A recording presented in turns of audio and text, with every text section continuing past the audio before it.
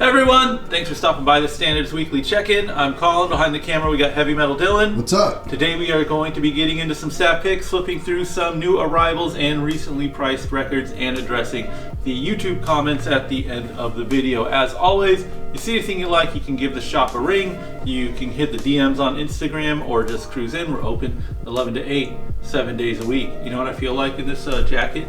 Every time I put on this jacket? Well... a little bit of Bane, you know? Yeah. The fire rises. You ever try to look for the Bane jacket for real? No, what's the difference? It just has like a crazy fuzzy thing. Yeah, like a neck thing. Yeah, this has like this has some of it, but yeah. Not really enough.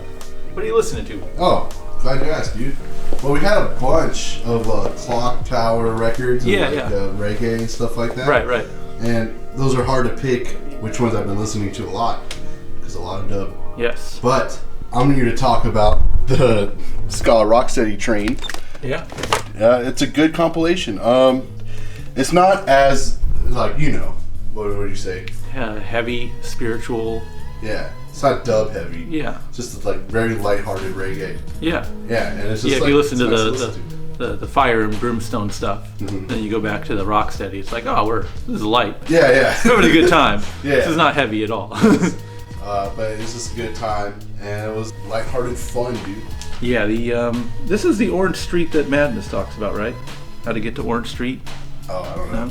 No? I don't know. It's the same Orange Street. Anyways, recorded at Harry J's. Yeah, you ever take the Rocksteady train? All the time. It's a good place, right? Yeah. Good means of transportation and environmentally sound. Yes. I'm getting into this guy here. A bunch of reissues came through, but this one really stuck out to me. I never knew this did before this, but it's apparently a pretty rare and celebrated album. The Beau Brummels, I know they had like a big Nuggets kind of song, like a 60s garage rock kind of jam, but this is like their country rock album. And that might sound terrible to you, but I'm very particular with my country music / country rock, and I lean very heavily towards the country rock. And so if something appeals to my ears, I know it's got to be pretty daggum good. And if you like your Grateful Dead circa American Beauty and Working Man's Dead, Sweetheart of the Rodeo, that sort of thing, this Beau Brummels really hits the spot. And I don't know if I've ever seen an original copy come in, so yeah, this might be worth picking up the reissue of. There's a bunch of extra material on the second LP, but I never listened to it because I never listened to that kind of stuff, the bonus material on records. Really? Always a drag to me. Yeah, I've never been blown away by it. But you get the first disc is just the album as it came out, and that's all you need. Should we look through some records? Sure. Apparently the only thing that ever happens in my life is watching movies. Yeah. That's all I ever have to talk about. I mean, you do watch a lot of movies. Yeah, and if I don't, I'm hopelessly lost. I watched some UHF the other day, though. Yes, caught you watching it, but go Busted in 4K. Yes. Dylan, if being blinded by nostalgia, if that's what loving UHF is, I will be blind for the rest of my life. Okay. Yeah, sometimes you forget like these things that play a big role in your life growing up. You're like, oh yeah, I know the big things or the things that are continued. But man, what a bizarre movie to watch and be like, oh, I know like every line of this movie. I'm deeply invested in UHF, the movie. It's great. It's like a live action cartoon. Yeah. They got a lot of voice actors who are in cartoons. Oh yeah, you said that one lady was Garfield's girlfriend. Yeah. Victoria Jackson. And then they got Emo Phillips. Yeah. Of home movies fame. Yes. Mr. Butterfingers. Only famous for being in home movies. And UHF. Yeah. He's a celebrated stand-up comedian. Yes. I feel like in stand-up comedy, if you don't have like a big iconic special, it doesn't carry over. Yeah. I've just been in the comfort zone watching UHF, and it's a shocking thing I can admit now. I know Dune Mania is sweeping the nation. Yes. But you know what? David Lynch remains undefeated. 84 Dune. I'm sorry. I realize that's become like my comfort movie. Yes. My comfort movie has gross alien bugs and giant floating men spinning on ladies. That's fine. Okay. I get it. Sometimes it's just nice to just lean back into nostalgia. No guilt here. You watch Sting, watch a guy eat some guy's blood. Bro, don't even talk about Sting, because if you talk about how good Sting is, I gotta talk about how bad Elvis is as Fade. Ah. Boo. Fade. I wouldn't know. Don't tell me. New fade. Thumbs down. Sting beats Elvis musically and in terms in of being a Harkonnen. Oh, okay. Viewer questions. This is the part of the vid where we answer questions left in the YouTube comment section of last week's video. Leading off, Vinyl and Kicks is showing some love for the officer and a gentleman talk that we were getting into last week.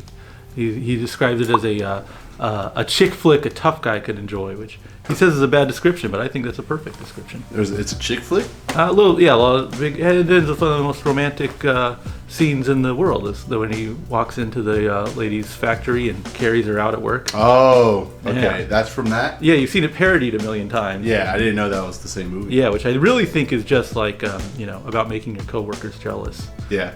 But I don't know. He was also showing some love to the channel, which I always love. Hey, Dylan. Yes. You know me. Yes. You think I'm too proud to read some nice things that people say about me? You're crazy.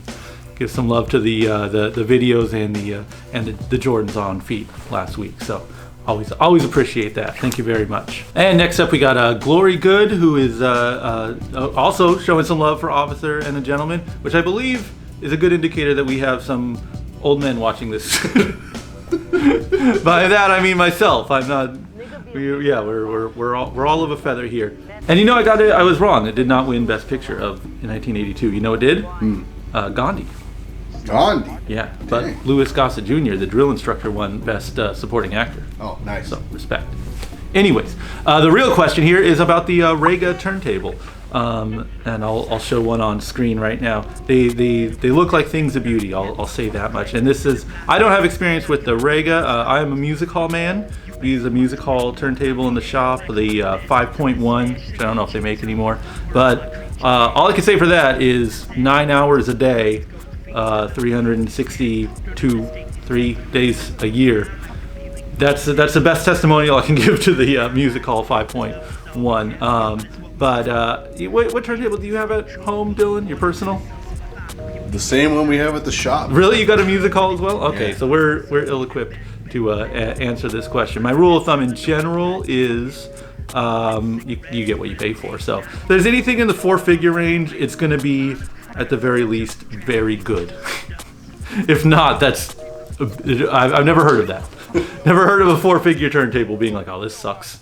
Yeah. So, I mean, maybe there's like $800 ones that can do what $1,200 ones do, but generally speaking, yeah, you plug some money into it, it's gonna be all right. That is a kind of turntable I like, though, the one that just plays record, no pitch control or manually having to change the belt. I think it annoys people, but listen, there's the less interference between the play and the speakers is good. Speaking of which, signal chains. Let's talk about it. Okay. Most important thing is the beginning and the end. So upgrade your stylus, upgrade your speakers. That's where the money is. So, but I think with the Regal turntable, that does seem to be a great starting position. And hey, guess what? We have a testimonial in the comments section. Go on. DKR 1881 is saying that that person has the Planner 2 model of the Regal turntable and gives it a thumbs up. So there you go, personal testimonials. And yeah, that thing looks pretty nice to me. Definitely, that's kind of where I lie, the low end of the high end. You ever do? If you were to put something on my tombstone, it would say the low end of the high end. You know what I wanted forever? Yes. Just a B-. B- life. Just a tombstone. B-. That's all we got for this week. If you have any questions or comments you would like to see addressed on next week's video, hit the YouTube comment section. We'll address them next week. Thanks for watching, everyone. Peace.